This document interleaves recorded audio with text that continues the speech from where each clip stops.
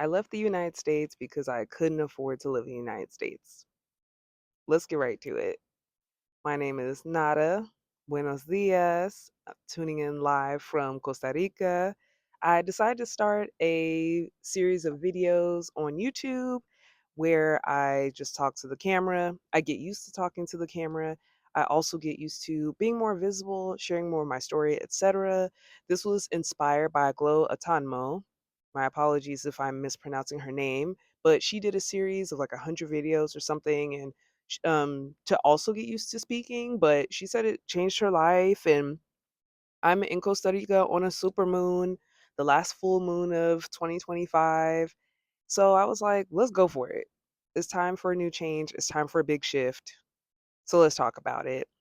I wrote down the three reasons why I left to help keep me from rambling, because my goal is to just post this as soon as I'm done talking. First reason, I couldn't afford it.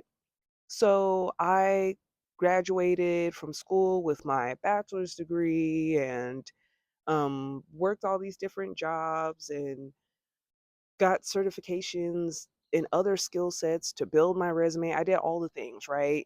And still was working for nonprofits to bring in money because I had a heart for the people, but the nonprofits weren't affording me enough. So at one point, I worked as a contractor for two different tech companies, and it just seemed like I even found a role as a director for one of the nonprofits. So I was like, okay, let me try working for corporate. Let me try doing nonprofits. Let me try boosting up my title to see if that'll get me more pay. I was doing all these things to get more pay. And then at some point, I just was, in true yachty fashion, Jamaican fashion. I'm Jamaican American. Mostly American, so don't judge me for my horrible accent. But in true Jamaican fashion, I had like 3 jobs, 2, 3 jobs consistently. And it still was just, I just felt like a hamster in a hamster wheel. Like I just was still getting nowhere fast. And so I was like, you know what? I don't know how this is supposed to make sense. Like, do I have to become a millionaire to be able to survive in Austin, Texas? Like, is that what you're telling me? Like, cuz let me know, cuz I'm sitting here working my little job making 50, 60K a year thinking I'm doing something, and it just feels like I'm never doing anything between my $1,200 rent for a 1 bedroom, and then my car insurance and my car payment. And my car payment was on the low end. It was like 300, 350 a month. My car insurance was like $100 a month. So in comparison to other people, they're like, how'd you get that? That's a steal. And it still was like, it just was a no. So not being able to afford living in Austin, Texas was really starting to hurt my feelings. But also, I just felt so stagnant because I'm like, I'm getting on these multiple jobs. I'm trying to work my way up, put my best foot forward, do the best work I can do, find mentors, network, talk to my friends, see if I can get opportunities from them. I'm doing all these things, and it just felt like I hit a ceiling. Like, it felt like Austin was like, "Girl, this is where we cap out for you." Because there's plenty of people doing great things in Austin, and, like, shout out to them. But Austin just seems to not be my city, especially according to astrocartography, if y'all are a little woo-woo. But Austin just wasn't my city. Like, in terms of community and friendships, like, Austin was great for me. I made a lot of good friends, solid community members. I'm so grateful for them and I love them dearly. But aside from that, it was like, this is not your place to get money. This is not your place to get recognition. This is not your place to like move up and expand. So I was like, "All right, child, you don't gotta tell me twice." So I felt stagnant. Um, and then the last thing that I have is that on top of struggling to afford to live in the city, feeling stagnant, like I couldn't move up in the city even if I wanted to, I also was like, the quality of the food wasn't the best.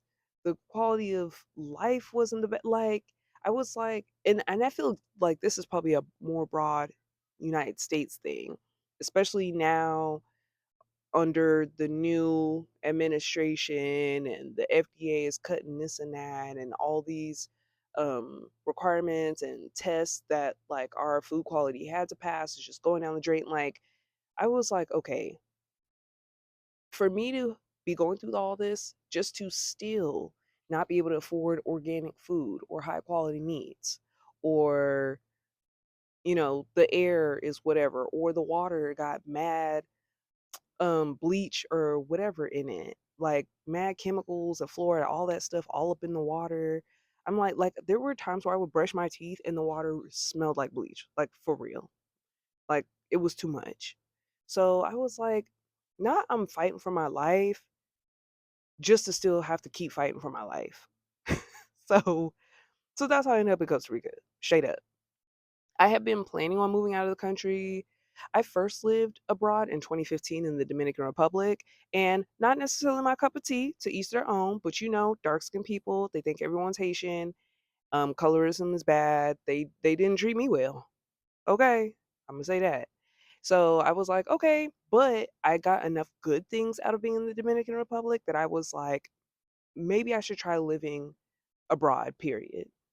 So I visited Costa Rica in like 2021, had the time of my life, like just felt so like it felt so deeply healing, and like I could regenerate there and expand as myself there. So that's how I ended up back here now.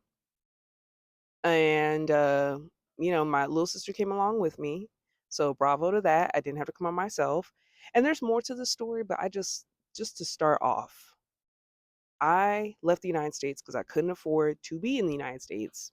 And that's how I am now here in Costa Rica as a digital nomad, starting my life abroad globally because I'm not going to be here forever either.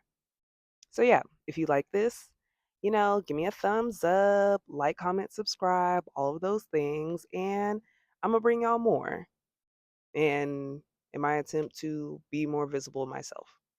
Love y'all. Hasta luego.